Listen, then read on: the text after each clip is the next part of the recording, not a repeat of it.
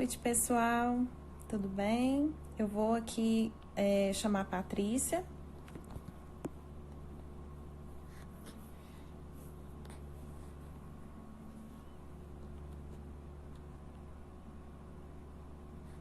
Bem-vindos à nossa quarta live.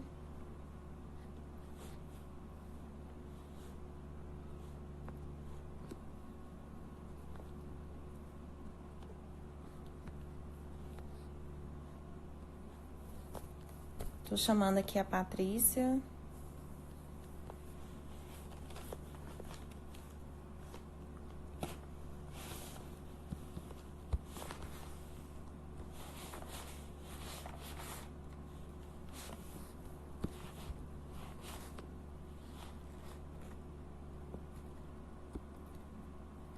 Só mais um minutinho, tô aqui.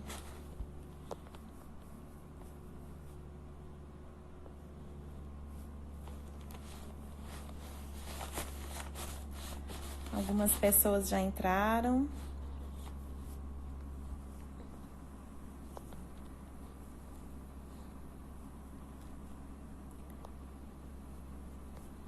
Vou que mandar para ela me chamar aqui, porque não tá dando certo por aqui agora. Só um minutinho, gente.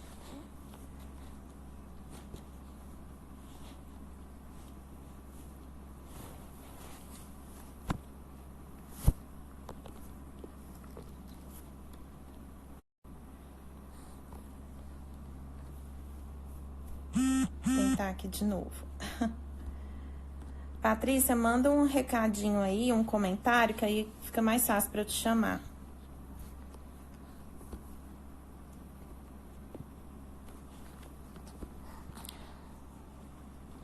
Hoje nós vamos falar sobre o cenário atual, né? A atuação do psicólogo frente aos pacientes, familiares e o manejo com a equipe, né, de saúde no hospital devido ao Covid-19. Tô chamando aqui a Patrícia, gente, só um minutinho.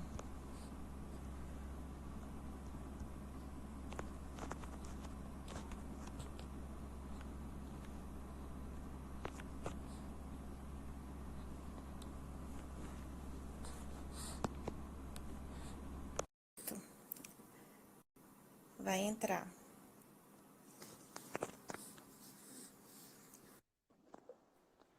Olá. Oi. Estão me ouvindo? Boa noite.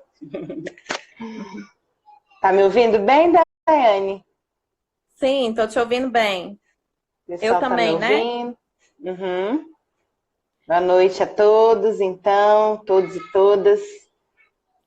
Gente, só avisando aqui, eu peço desculpas, mas hoje eu tô só com os meus filhos, aí eu tô com a minha pequenininha aqui. Caso passe algum barulhinho, né, assim, aí vocês não se espantem aí, tá? Uhum. Faz parte, né, Daiane? Faz parte, a gente é profissional, é mãe, né, vários papéis a gente exerce. É verdade. Então, hoje nós vamos falar, né, sobre a atuação do psicólogo no hospital, frente ao Covid-19. Uhum. A atuação nossa com os pacientes, as famílias e o manejo com a equipe de saúde, né? Uhum. Sim. E a Patrícia também tem a experiência dela para contar, né, daqui a pouco para vocês, em relação ao SAD, ao Serviço de Atenção Domiciliar, né? A gente vai se apresentar rapidinho, como a gente faz das outras vezes, e lembrando vocês que no final a gente vai fazer aquele sorteio, né, que a gente tinha mencionado, tá? No feed, e a gente vai explicar sobre esse curso, tá? Mas agora a gente vai se apresentar e conversar um pouco com vocês sobre a situação atual, né? Bom, eu sou psicóloga, né? Eu me formei em 2010 pela UFG, sou neuropsicóloga também. Em 2010 foi quando a minha amizade com a Patrícia se consolidou, né, no programa de mastologia, lá do HC, onde a gente participou da Liga da Mama. E aí fizemos o estágio juntas, desde então, minha paixão por hospital se intensificou, né? E eu não consegui deixar o hospital. E eu também trabalhei com gestão, com políticas públicas, né? Eu fui gerente de saúde da mulher, criança e adolescente, então eu atuava muito de frente com políticas públicas de saúde. E eu voltei para o HC pelo concurso da EBSER em 2017. Trabalhei na UTI neonatal, nas UTIs adulto, clínica e cirúrgica, mas atualmente eu estou apenas nas UTIs adulto, na UTI clínica, na UTI cirúrgica, sou preceptora de residência, né? E eu e a Patrícia, então, nós nunca perdemos o contato e o ano passado demos início a esse projeto, né, para trazer realmente a humanização no atendimento do psicólogo. A gente não esquecer, né, que o principal é a pessoa, né, é o paciente, né, é a pessoa, né, não a doença em si, né, não esquecer da humanização desse atendimento, né, que o principal é isso, né, que a gente tem que ter em mente nas nossas intervenções. E desde então nasceu esse desejo da gente contribuir com os futuros estagiários, até mesmo os profissionais que já estão na área, né? Agora eu vou deixar a Patrícia se apresentar aí. Então, eu sou a Patrícia Rigoni, né? Sou psicóloga e formada pela UFG também. Como a Daiane já colocou, né? A gente se conheceu, consolidou nossa amizade em 2010, então já está indo para 10 anos aí da minha atuação, né? Na psicologia hospitalar. Porque aí eu fiz, então, fiquei 2 anos no programa de mastologia como Liga da Mama, o que me deu um embasamento muito grande, né, da psicologia hospitalar e da psico-oncologia. E aí, com isso, eu me certifiquei pela Sociedade Brasileira de Psico-Oncologia em 2012, se eu não me engano. Assim que eu formei, eu já fiz a prova, né, de certificação. E aí, para aprimorar, eu fiz a pós-graduação em Psicologia Hospitalar e da Saúde. Sou clínica também, junguiana, que é a minha abordagem, né, de base aí nos meus atendimentos. E sou paliativista também, né, vamos dizer assim, que já atuo na área, tanto da oncologia quanto do cuidado paliativo, pode-se dizer aí há 10 anos, praticamente, né?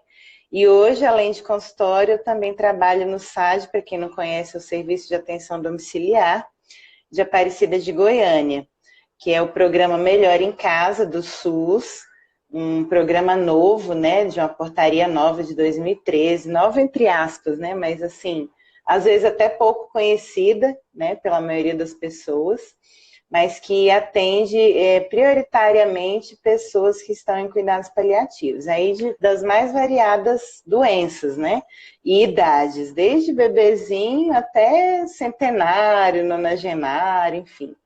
Só que há quase 2 anos eu estou exclusiva da equipe de oncologia paliativa. Então, essa é a minha área de atuação, né?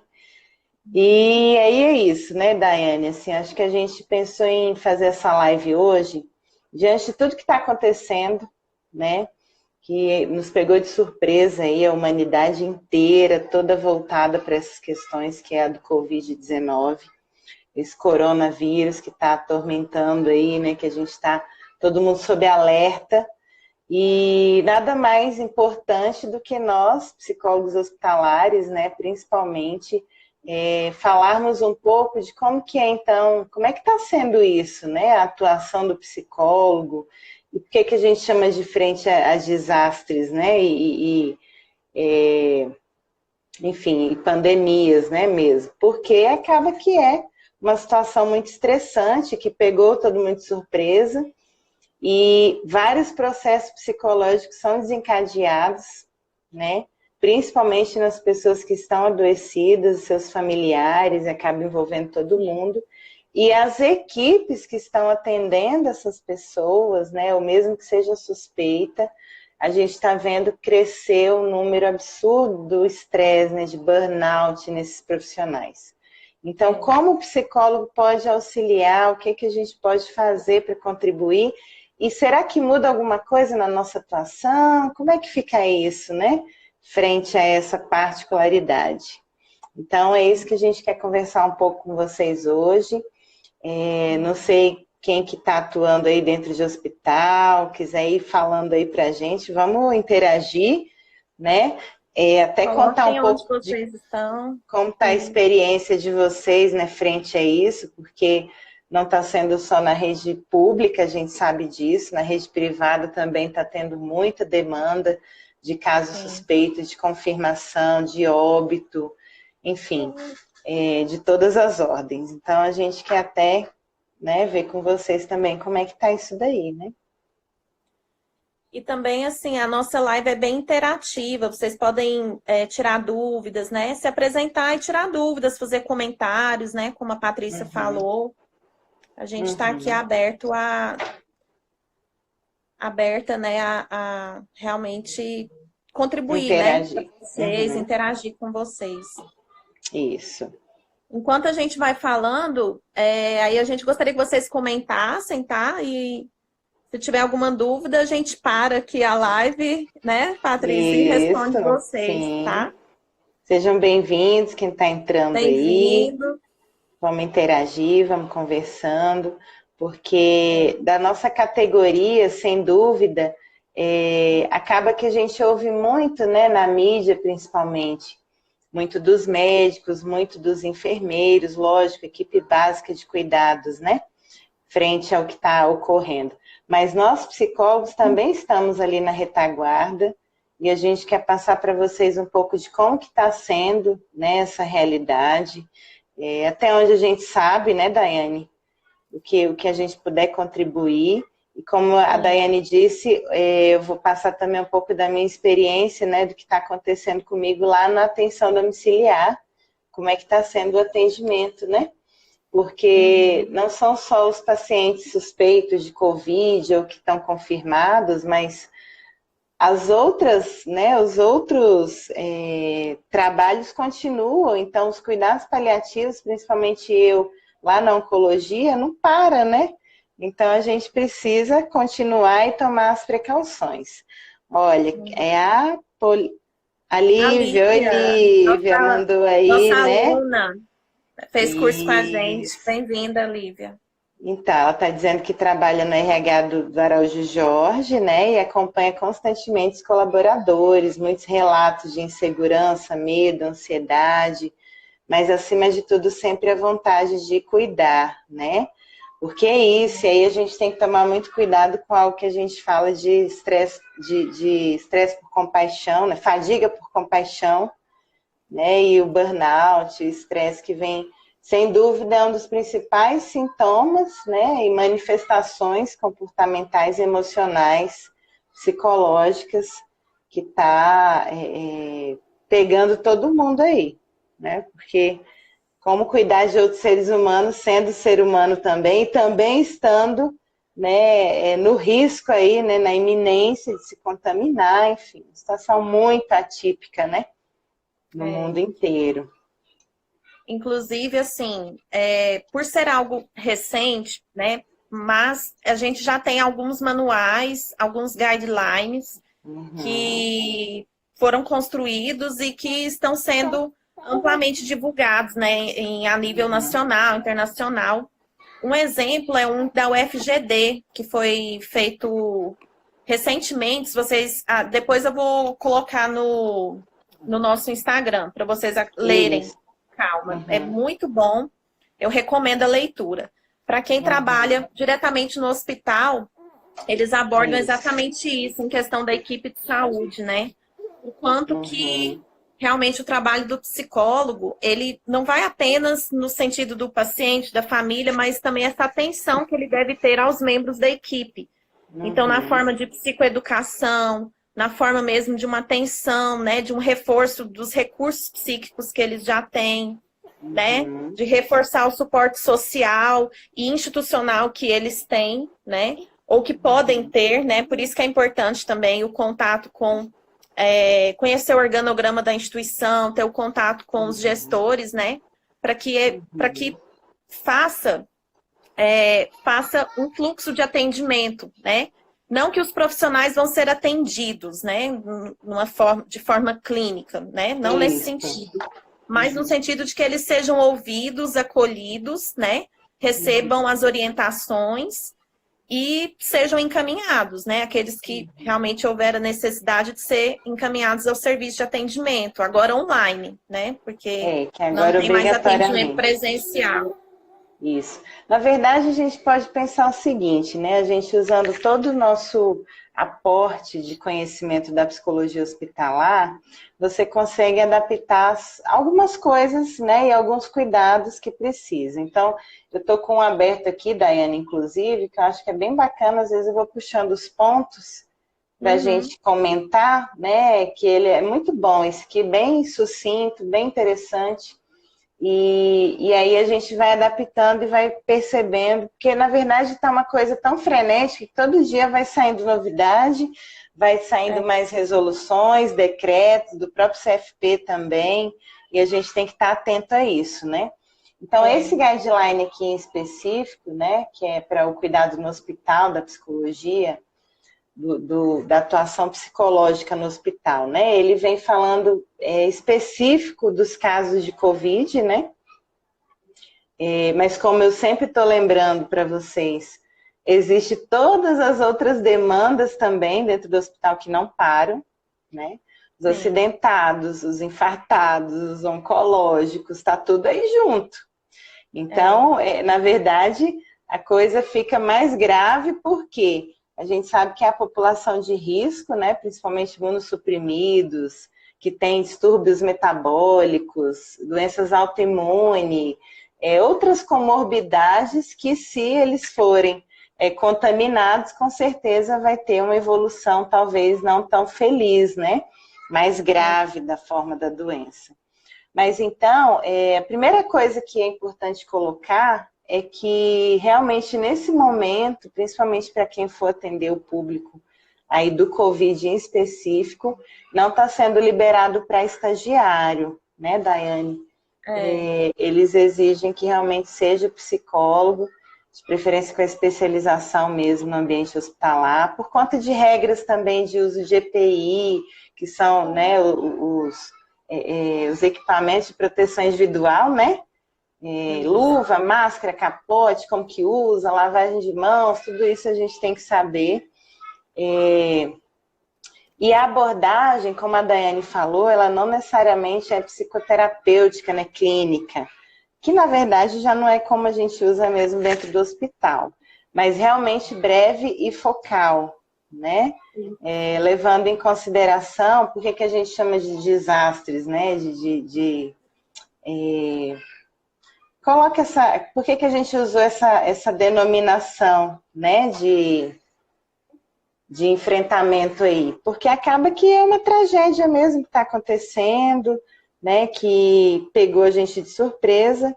Então, é um momento em que está gerando muita ansiedade, muitos quadros depressivos, né? Maria, daqui a pouco eu falo a gente fala aí sobre isso aí. E aí, uma coisa que até o doutor Nery, aquele psiquiatra, Daiane, que você gosta muito também, né? Nery Botega, ele colocou uma fala, eu estava acompanhando esses dias, que é muito interessante, que é isso mesmo, assim, e inclusive reforça nesse guideline, né? Que quem já tinha uma comorbidade psiquiátrica, vamos dizer assim, né? Uma situação tende, nesses momentos, a exacerbar, né? De vir com mais intensidade, e aqueles que estavam ali, né, para ter essa manifestação, pode vir também, né? Desencadear. Então, é basicamente isso, a gente lidar com o medo, com o pânico, né, com a ansiedade altíssima, aí já vai entrar várias outras coisas também de isolamento, e aí dentro do hospital também está tendo esse agravante de isolamento de visita, e aí se a gente for observar, todos os hospitais estão adotando isso para proteção dos pacientes, né? Sim. Lá na atenção domiciliar mesmo, a coisa que a gente adotou em todas as equipes foi estar ligando para todos os familiares informando a necessidade de, infelizmente, não receber visita no domicílio de ninguém, né? Assim, a menos que seja extremamente necessário, mas evitar a visita também para os pacientes, porque eles são mais vulneráveis, né? Percebam como é toda uma situação muito sem precedentes e que a gente está tendo que se reorganizar, né? Sim, verdade. Quer colocar alguma coisa aí, Daiane? Tem a pergunta da Maria. Eu lembrei do conceito, né, de desastre, que a gente tem que ter em mente que o desastre é um evento adverso, natural ou humano, né? E que causa um dano humano, material, ambiental, e que gera, consequentemente, o quê? Prejuízos financeiros, sociais, culturais. Então, assim, é realmente uma situação de desastre. Né? E a emergência? Por que a psicologia dos desastres e da emergência? Né? Porque a emergência diz respeito a uma situação crítica em que o poder público até mesmo reconhece, né, como foi feito, né? O poder público reconheceu o estado de calamidade pública, né? E causada por um desastre. Então, esse é o estado de emergência. Então, a gente está realmente nesse momento, o mundo todo, né? Vivendo um isolamento social, né? Então, assim, realmente, como a Patrícia disse, aqueles que já tinham um Comorbidade. transtorno, né, comorbidade, um transtorno prévio, vai acentuar, né, aqueles que já estavam no limite, né, já estavam, assim, prestes a, de repente, desencadear um transtorno, pode, né, vir a desencadear. E o mais comum, né, ansiedade, depressão, transtorno de estresse pós-traumático, né, que a gente deve ficar atento. Então, assim, no hospital, tanto o paciente como a família estar atento assim, se é uma manifestação de reativa, né? Se é uma manifestação reativa à situação, ter em mente, ler, né, bastante sobre o exame psíquico, né? Transtornos de personalidade, patologias, enfim, a gente precisa ter um conhecimento prévio, né, para poder atuar também. Ler bastante sobre esses manuais, essas orientações da OMS, da Cruz Vermelha, né, que lança também vários guias para a gente. Então, eu separei aqui as diretrizes, né, que esse guideline traz para gente. Na verdade, está até na revista Ciência e Saúde aqui, ó. Depois, mas a gente vai postar lá, viu, no nosso feed. Então, nessas diretrizes, eles trazem assim o passo a passo. Eu vou lendo para vocês, que eu acho que é interessante, como eu falei, saindo muito material novo, muita coisa, né, diferente. E esse a gente achou bem interessante. Então, assim, a presença, você, né, vamos dizer assim, vão chegar para atender um paciente, né, suspeito, né, até suspeito ainda do Covid. Vamos falar específico do Covid, né, ou mesmo uma outra clínica que você esteja dentro do hospital, mas que você às vezes nem atuava ainda, porque pode acontecer, né? E aí você chega e tem toda essa demanda também aí de precauções e de notícia ruim, né? Porque vamos dizer assim, é uma notícia dizer que a gente não pode mais ter esse livre trânsito aí, como era antes, né? Eu tenho dito muito assim para os pacientes, com amigos, com muita gente, que a gente está vivendo um luto, na verdade, né?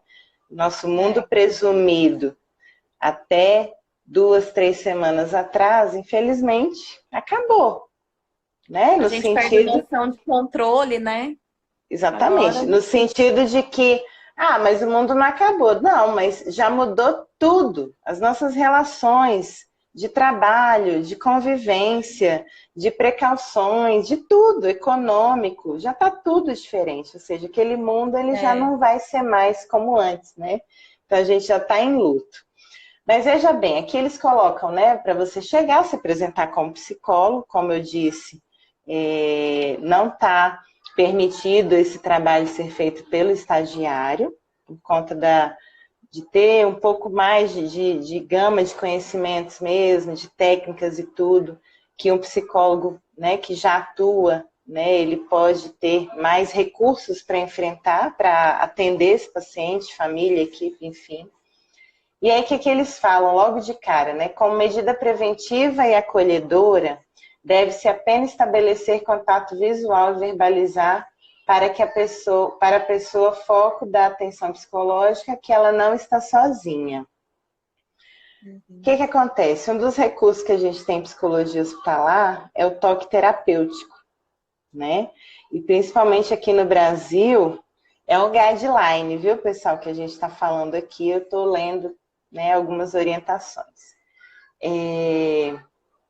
O toque terapêutico é uma ferramenta que a gente usa e aqui no Brasil, como eu ia dizendo, é um lugar que acaba que a gente tem muito esse costume mesmo, né, de pegar, de abraçar, até de beijar, dependendo, né? Então, tudo isso houve um corte, né? Mas como que eu estabeleço um vínculo, então? Né, de repente, pelo menos pelo olhar, para que a pessoa saiba, porque tem o estigma também, né? Como toda doença grave, infecciosa principalmente, tem o estigma de não pegar na pessoa mesma, já pelo próprio estigma, e agora dessa vez é porque realmente não pode pegar. Então, olha bem, como é que a pessoa se sente com isso, né? Então, uma das coisas que eles falam é isso, para que faça uma conexão com a pessoa para ela saber que ela não está só. Mas aí, com isso, né, com essa aliança estabelecida, aliança terapêutica, sustentar que existe ali um sigilo do conteúdo que for falado, né? A confiança na relação tem que existir, para que isso, né, possa ser usado com uma intervenção verbal que vai transmitir segurança e conforto para aquele paciente. Isso no primeiro contato, né? Porque, na verdade, eles falam aqui também de uma estruturação, né, de uma confiança, de um vínculo, mas que depois, se for necessário uma continuidade, que seja feita até online. Né? Nossa, mas como que é isso, né? Como é que eu vou atender online dentro do hospital? Mas são recursos. Vocês sabem, devem estar vendo por aí que as visitas suspensas, né? O pessoal está adotando essa medida, seja pelo celular, por um tablet. No hospital de campanha aqui em Goiás já tem a tecnologia, né? Não sei se vocês sabem. A gente vai pegando as informações por aí, né? De poder fazer essa transmissão aí de vídeo para os familiares, né? E aí, por que não nós utilizarmos como recurso, né? Então, assim, estabelecer essa relação como sendo estruturante também, porque pensando em desastres, né? Pensando nas situações limite, você precisa ter essa expertise, né? Esse feeling de estruturar a pessoa, que vai estar desestruturada, né, na maioria das vezes, porque vem o impacto emocional muito grande. Antes mesmo de ter um diagnóstico, né, muita gente já está impactada, já está até traumatizada por aí, só de medo, né, dessa coisa incerta do que pode acontecer. Então, evitar a palavra, frases como tudo bem, como você está, né? Porque acaba que isso às vezes é até constrangedor, um pouco invasivo e não vai fazer muito efeito, porque é mais do que óbvio que a pessoa não está bem, né? Então não se deve começar por aí. Mas, na verdade, já entrar perguntando a questão do emocional mesmo, né? Como você se sente, como a senhora se sente, como que é estar aqui para você. Outras perguntas, né? Que vão direto no foco. Isso é breve focal. Você já tem uma ideia do que está acontecendo, então para que ficar rodeando muito, né? Com a técnica adequada, você já faz a pergunta mais prática, né? Mais essencial ali para aquele momento. Porque o que você está indo fazer? Trabalhar a emoção da pessoa, o sentimento dela naquele momento. Então, você vai diretamente perguntar sobre o que ela está sentindo. Não é isso? Deixa eu ver aqui só uma coisa, ó. A Lívia colocou. Nos relatos que tenho ouvido, vejo que o foco é a afetividade e a falta de contato. Tá vendo? É isso que a gente está falando, né? estão tendo mais consciência da falta do contato e o que ela causa dentro de cada um. Acho que aí é mais uma questão geral, né, que a gente percebe que as relações já mudaram, igual eu tô falando, nós estamos de luto, né? As relações com as pessoas mudaram. Então, não só com relação ao paciente, mas os colegas de equipe, né, com os familiares, tudo a gente está tendo que ter essa precaução. E aí, com certeza, trazendo muita reflexão, né, para as pessoas. Nesse manual até mesmo fala da importância também da gente cuidar de si, né? Então, assim, se tiver o EPI, ok, né? Você atende. Se não tiver, não atender, né? E também ele reforça sobre a necessidade desse atendimento online, né? Nos casos de pacientes que estejam já moderado a grave, né? Os casos suspeitos ou já confirmados, moderado a grave, por conta até da insuficiência respiratória aguda, né? Porque também fica difícil para eles, né, corresponder à nossa intervenção. Conversar eles não podem. Ótimo. E também devido à nossa exposição, né? Então, lançar mão de outros recursos. Eu vejo que esse é um momento que a gente deve estudar bastante, né? Ler aquilo que já está sendo construído ou que já foi construído. A gente vai depois deixar links para vocês de materiais. Eu acho que é o momento também de nós, enquanto psicólogos, lançarmos mão da criatividade, ser flexíveis, né? Lançar mão de técnicas, né, de relaxamento, de visualização, respiração diafragmática. Então, assim, ensinar, né, esses pacientes, esses familiares, de forma realmente a ter um atendimento bem focal. Né? Isso. Outra coisa que eles colocam aqui, e vai diretamente nisso que a Daiane está colocando. Além de ser uma coisa sem precedentes, né? Mas se a gente tiver já um aporte aí da própria atuação da psicologia hospitalar, facilita muito, e se não tem, correr atrás para entender como é que são as intervenções, como é que é a visão da psicologia nessa área, mas principalmente com o paciente, o que é importante nessa atenção psicológica, né? É você usar a aliança terapêutica para investir em ações psicoeducativas, né? Psicoprofiláticas e de matriciamento. Vamos traduzir um pouquinho, né? O que é isso aí? Psicoeducativo, você precisa estar sabendo como é que é o desenvolvimento da doença, né? Quais são as fases, quais são os sintomas, quais são as formas de transmissão, mais do que nunca, né? E principalmente em fontes seguras, né? Nada de fake news. E lá nas fontes seguras, né? Nos artigos científicos, que tá acelerado aí a produção, a gente pode perceber isso. Por quê? Um lugar de ansiedade, né? O que gera ansiedade é muitas vezes a falta de conhecimento. Porque além da ansiedade, ela gera fantasias negativas, né? Extremas, e aí acaba piorando muito mais o quadro emocional e psicológico da pessoa, né? Então, se você tem as informações corretas para passar, ótimo. O que é psicoprofilática? Me ajuda aí, Daiane, se não foi isso, mas eu entendo que profilaxia é quando você previne alguma coisa, né? Você já faz uma prevenção. Então, eu faço a observação do quadro emocional, já identifico alguns pontos que podem, né, desencadear outros processos. Então, eu já faço uma intervenção diretamente naquilo, né? E o matriciamento é também no sentido de você conhecer a rede, né? Outro dia uma colega minha me perguntou, mas Patrícia, e aí, se eu passar mal, como é que eu faço? Eu tenho plano, mas para onde que eu vou e tudo? Então, você tem que saber o que falar e o que fazer. Então, por exemplo, você está dentro de uma UPA, está dentro de um CAIS, está num pronto-socorro, enfim. A partir dali, para onde que esse paciente vai? E aqui em Goiás, como é que está isso? Né? O hospital de campanha já está funcionando, para quem não sabe, mas acho que a notícia está correndo forte aí, né?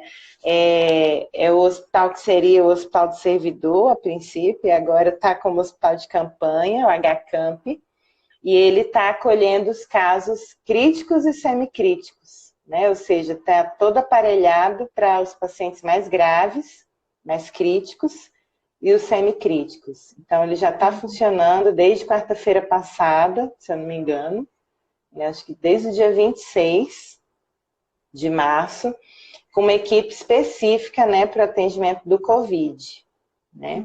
Mas você estando no outro hospital, você estando lá na atenção domiciliar, no home care, o que você vai orientar para essa pessoa, para a família, né? Até às vezes para os colegas de profissão. Então, você vai buscar informação para isso, né? Se munir desses conhecimentos para poder fazer uma boa atuação, não é isso? E no caso da psicoprofilaxia também, você já começa a identificar sinais de que a pessoa possa desenvolver transtorno de estresse pós-traumático, por exemplo, né? Sinais de que o seu colega, membro da equipe de saúde, está prestes a desenvolver burnout, né? Então, assim, você já ir trabalhando, né, esses aspectos enquanto psicólogo, né, na instituição, no hospital que você trabalha. E eu vejo também, matriciamento. Matriciamento, o último que a Marina está perguntando. Psicoeducação, psicoprofilaxia e matriciamento. Matriciamento. E eu vejo que é um momento que é um momento ímpar na nossa profissão, em que a gente precisa se unir, né? Então, assim, contate, né, outros colegas seus que trabalham em outros hospitais, dividam ideias, né? De repente, a ideia que o seu colega começou a implantar, né, no serviço dele pode ser eficaz no seu também, né? Então, é um compartilhamento, né? Para que uma troca, juntos né? uma troca sadia, né? Para que a gente possa juntos reforçar o nosso trabalho, né? Fazer um trabalho eficaz, né? Manejar bem com a equipe de saúde. Inclusive, esse guideline, ele bate bastante nessa questão da gente realmente estar ali, né, junto da equipe, junto dos profissionais, né, acolhendo, né, essas demandas psíquicas, né, mas de uma forma de que eles mesmos, né, reforçando para que eles mesmos se munam daqueles recursos psíquicos que eles já têm, né? Mas que nesse momento às vezes está numa desorganização, né? Devido ao mesmo tempo que eu estou correndo risco, estou na linha de frente, eu tenho que atender. Então, mas que naquele momento está desorganizado. Então, você pode, em um breve acolhimento, ajudar esse colega seu a se reorganizar, né? E ele mesmo se munir desses recursos psíquicos que ele já tem para enfrentar de uma forma mais positiva, né? Esse momento. E a gente tem algumas dúvidas também, mas você quer terminar sobre o matriciamento, né? Aí a gente parte para as perguntas. Sim, só o último tópico aqui, né, do guideline, que assim, a intervenção, então, ela se pautar em cima desses 3 pontos, né? E aí, por fim, eles dizem, casos que demandarem acompanhamento devem ser encaminhados para receber atenção psicológica em ambientes virtuais. O que a gente já comentou. Então, o seu atendimento bem breve, focal, bem de conter demanda, de conter crise, né? Aquele momento inicial ali. Basicamente, recursos também terapêuticos que a gente usa em atendimento de pronto-socorro, né? De urgência e emergência. A gente pode fazer um paralelo aí. E o que for necessário, né? Um acompanhamento um pouco mais longo, aí você tentar fazer de forma virtual, né? E aí, igual a Daiane falou, usar de criatividade. Eu vou me reinventar. Como é que eu vou fazer isso? Né? Então, dentro da realidade de cada lugar, de cada ambiente de trabalho, a gente pensar nessas situações. Eu me lembro quando eu trabalhei em UTI, Daiane, eu já meio que fazia isso um pouco, sabe? Conversava com o pessoal da CCIH, conversava com a equipe médica e da enfermagem, falava, olha, o paciente quer ver a família, vamos fazer a chamada de vídeo. Já tinha, né, smartphone, já estava começando na época, mas já dava para fazer. Ou se não gravar um Fazer as vídeo, adaptações, levar né? e vai adaptando, exatamente. Depois tem aqui os procedimentos clínicos com 3 passos, que eu posso citar rapidamente, né? Mas você queria passar outra coisa? As dúvidas, né, Daiane? É Falar porque das já tem dúvidas. acho que umas 3 dúvidas, porque senão a gente vai passando, né? E Aham. não. O que que passou aí? Tem da Maria Clara. Aí. Se no Covid podemos usar chamadas de vídeo do paciente com o familiar para amenizar os efeitos do isolamento, acho que é isso que a gente está falando, né? Sim, é. A Lívia comentando que o pessoal, os psicólogos, os colegas que estão lá, né, já tem psicólogo atuando, estão fazendo um lindo trabalho, é isso mesmo, a gente tem que valorizar a nossa categoria, né? E eu não sei se vocês perceberam, mas saiu uma reportagem que aquele senhor que a esposa faleceu e tudo, que veio lá de Lusiânia, quando ele foi internado e tudo, mas quando ele foi para a semicrítica, quem ficou cuidando deles basicamente foi a psicologia, né? Sendo acompanhado pela psicologia, porque ele estava num luto recente, né? Todas essas questões que desencadeiam aí um quadro emocional um pouco mais delicado, né? Então é isso mesmo. Sim. O que mais? Tem também, a Maria Clara havia perguntado sobre o Pacto do Silêncio também, se não me Ah, engano. sim. Uhum. Deixa eu ver aqui. Apesar de que É, quer falar sobre isso, Daiane? Agora eu perdi o comentário, mas assim, basicamente ela estava perguntando quando há um pacto do silêncio da família, né, com o paciente. Como trabalhar o pacto do silêncio quando o acompanhante não quer que o paciente saiba da real situação. Você fala de Covid ou de qualquer coisa?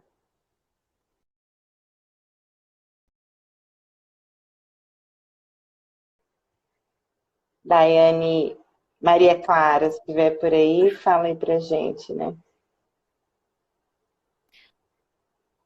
Do No Covid, Covid, né? então, né? Certo. Do Uhum. Covid. Da mesma Já. forma como a gente já faz, né, seja qualquer outra doença, a Uhum. gente não somos nós, né, que vamos levar a notícia, claro. Mas nós fazemos muito essa intervenção com a família no sentido de que eles se coloquem, né, no lugar do paciente, acolher essa família, ter uma escuta ativa para ver o que está por detrás desse pedido, né? Por que que você quer, assim, claro, né? A gente sabe, não quer que ele sofra, mas assim, o que está por detrás dessa privação, né? De repente, aquela família já teve perdas anteriores, lutos anteriores mal resolvidos, mal elaborados, né? De repente, entender o contexto daquela família, daquele paciente, né? E Agora, realmente. Pode pode falar, falar. Daiane. Não, assim, eu só queria fazer uma ressalva, assim, porque na verdade, no Covid, dificilmente, se a pessoa estiver contaminada, o resto da família também não vai entrar no mesmo barco, né? Tipo assim, vai passar por situação de testagem, de repente não vai ter sintoma, ou vai ter sintoma mais leve, mas acaba que entra todo mundo na berlinda, vamos dizer assim, É, né? Acaba verdade. sendo uma situação mais delicada ainda, porque não sei nem como é que entraria um pacto de silêncio aí, né? Só se É. talvez referente à gravidade. Você acompanhou algum caso, Maria? Teve alguma situação?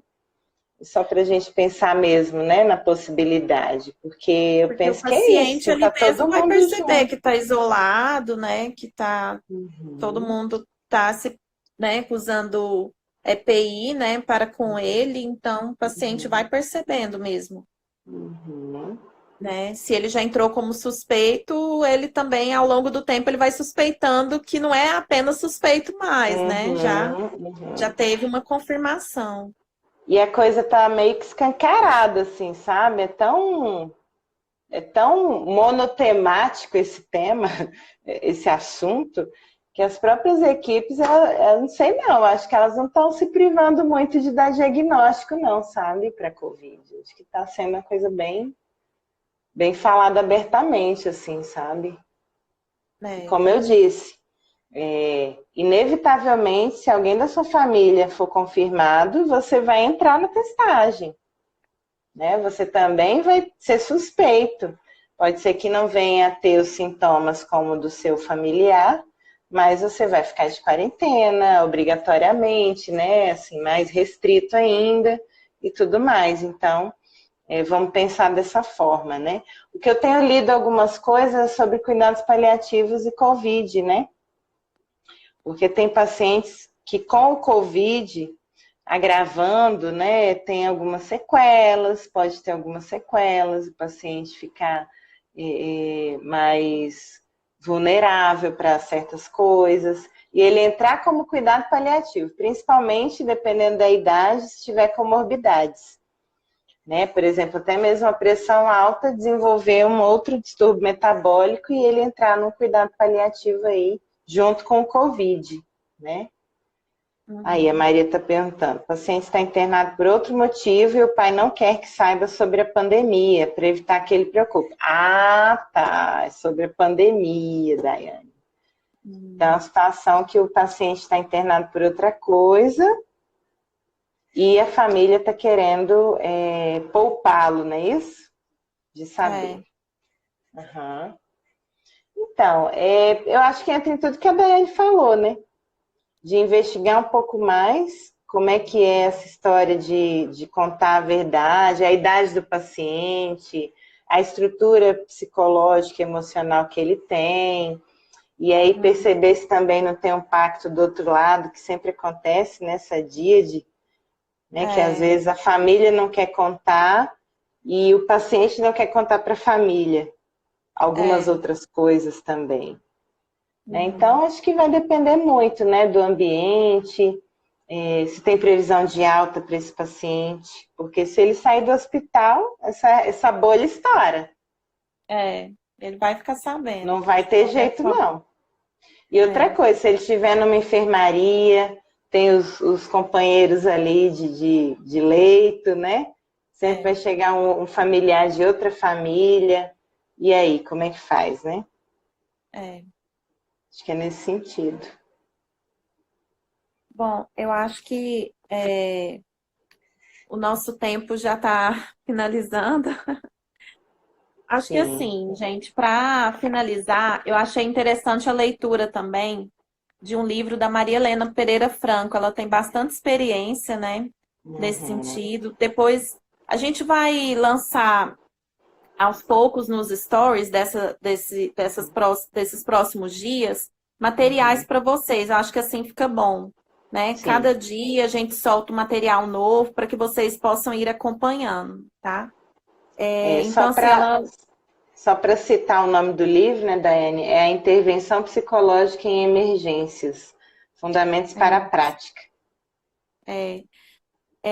Então, assim, ela contou, né, a experiência do grupo IP, que é o Grupo de Intervenção Psicológica em Emergências.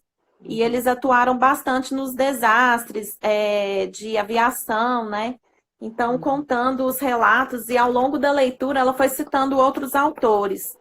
E eu achei interessante que desde 1987, um autor, Taylor, falava sobre os níveis de atenção, como se fosse uma classificação de emergência. Aqueles que têm que ter primeiro o foco do psicólogo e depois, né, depois tem que partir para os outros níveis de cuidado, né, dos outros níveis de atenção. E ele cita sobre, primeiro, as vítimas diretas, né? Primeiro, as vítimas diretas, que no primeiro momento vão estar em estado de choque, né? Em desespero, em desorganização psíquica, né? E você deve estar atento a tudo isso. O segundo nível, os familiares desses pacientes estão trazendo para o COVID, para o contexto atual, estar atento aos familiares, né? Desses pacientes suspeitos ou já diagnosticados. Num terceiro nível, os membros da equipe, né, da equipe de saúde. Num quarto nível, a comunidade. Aí, no caso, eu lembro, assim, que vários psicólogos estão se voluntariando também para fazer atendimento online, sim. Linha gratuito, né? A direta de comunidade, atendimento. linha Uhum, direta de atendimento, então isso é muito bom, é uma outra forma do psicólogo da saúde atuar, né? Então, assim, estar atento a todos esses níveis. Aqueles que tomam conhecimento, mas que não fazem parte da comunidade, por exemplo, em cidades que não teve ainda caso suspeito ou já o diagnóstico, né? uhum. Mas que tá vendo, tá acompanhando na mídia, Isso. né? Então, a gente tem E que aí estar tem, atento a tudo isso.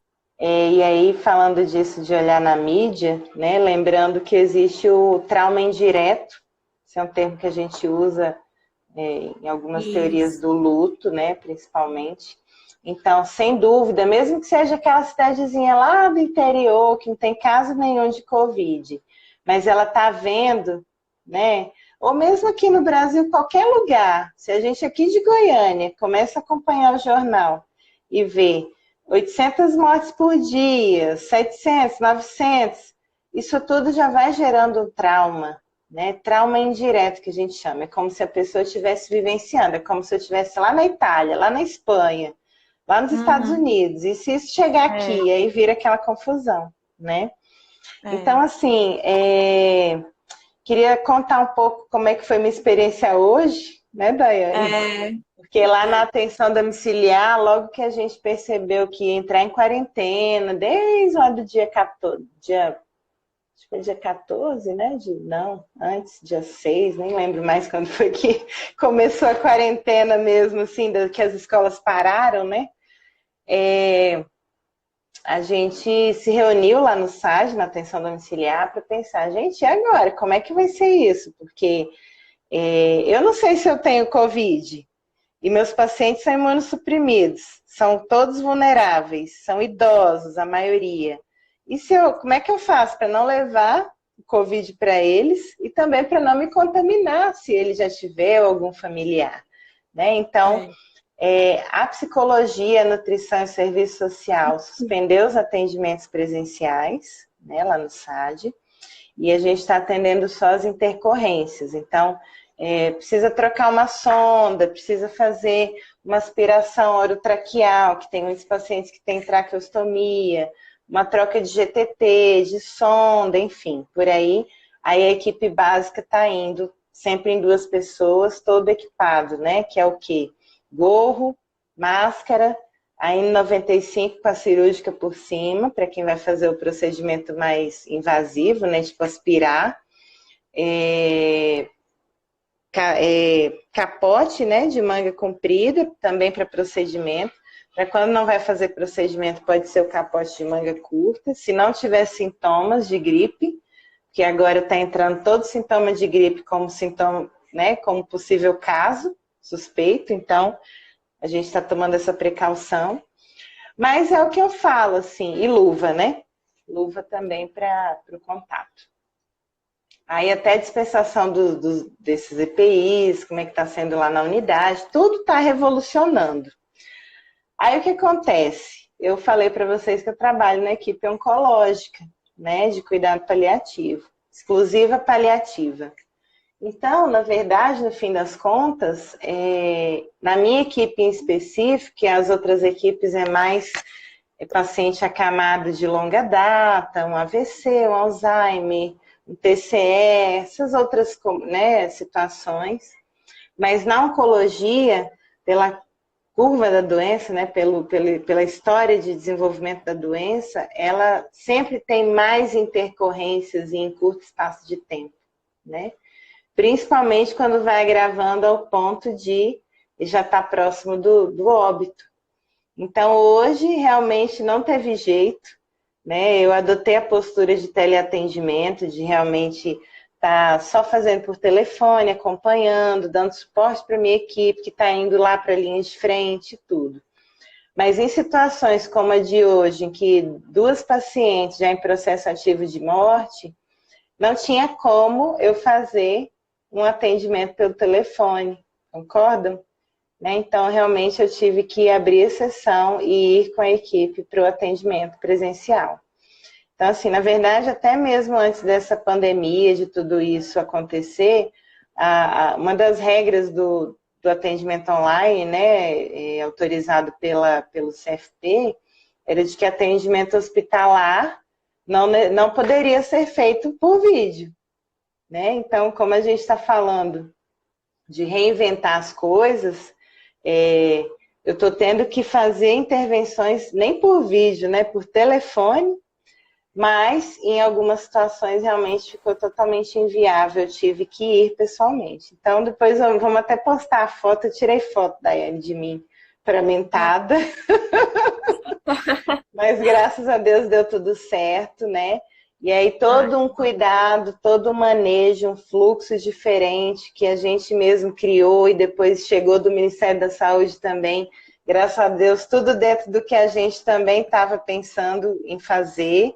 Então, ou seja, estamos no caminho certo, né? E aí eu fui a essas casas, enfim, e fizemos o atendimento, porque não podemos esquecer, existem todos os outros pacientes que também precisam de atendimento, que também têm as outras doenças graves, então a gente não pode esquecer aí do H1N1, que vira e mexe ainda está aparecendo caso, a própria dengue, né, que acaba... São doenças que vão saindo do foco, mas que também precisam, né? A própria tuberculose ainda é um caso, né, que a gente precisa pensar. E os cuidados paliativos, né, pessoal? Então, assim, outra coisa, eu como atenção domiciliar, a gente entende que se o nosso paciente tiver uma intercorrência e tiver que ir para um pronto-socorro, olha o risco que ele vai correr. Né? Então, é algo a se pensar. Primeiro que não vai ter vaga. E outra que ele vai se expor, né? Porque, infelizmente, na transmissão comunitária que a gente já está, tudo é possível.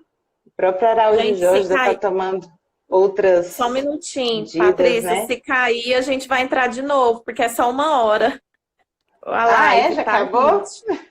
Já. Falta 1 minuto, né? É porque se cair, a gente entra de novo e vocês entram, tá? Porque a gente vai fazer o sorteio.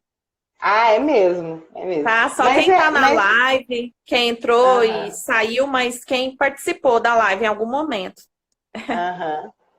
Não, mas é basicamente isso mesmo que eu queria, né, trazer do que eu estou vivenciando. Então, assim, é isso, quem está na área da saúde, né, quem está atuando aí, a gente sabe que não está podendo fazer a quarentena, né? Até que no consultório eu estou fazendo online em casa, mas lá não tem jeito, eu tenho que ir.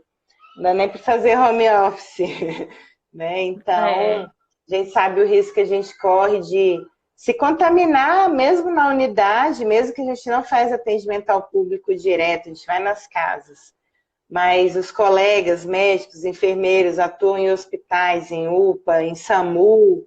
Então, é um risco que a gente corre todos os dias. Então, é uma atenção redobrada que a gente tem que ter com os nossos pacientes em cuidados paliativos, que não podemos esquecer deles, né? Sim. Mas verdade. É isso. Bom, espero que a gente... Eles cortam a live? Geralmente cai a transmissão. Geralmente cai. Mas se cair, a gente cai. Só os cantores que fazem, né, 3, 4 horas direto, né? Porque é pelo YouTube, né? Eles fazem pelo YouTube. Nosso o Instagram é 1 hora. Outros recursos, tá certo. Mas você quer comentar mais alguma coisa? Eu acho que a gente já pode explicar, né? Eu queria só perguntar para quem está aí com a gente desde o início, né? O que vocês acharam? Se ficou mais alguma coisa, porque realmente acaba que é tanta coisa que 1 hora é pouco mesmo, né? Olha lá, tem que salvar para não perder a live. Sim. Vai conseguir gravar hoje, Daiane? Espero que sim. A última eu consegui ressuscitar. A gente abriu um canal no YouTube, né? Para poder também estar disponível lá. E a gente já vai comentando. Mas, enfim. A gente espera que tenha contribuído, né? Com vocês. Talvez, eu acho assim, que a gente pode até fazer outra live, né, Daiane? Porque o nosso curso, ele começa dia 23 de abril. 25, né? Desculpa. Sim. E que a gente espera que até lá a gente consiga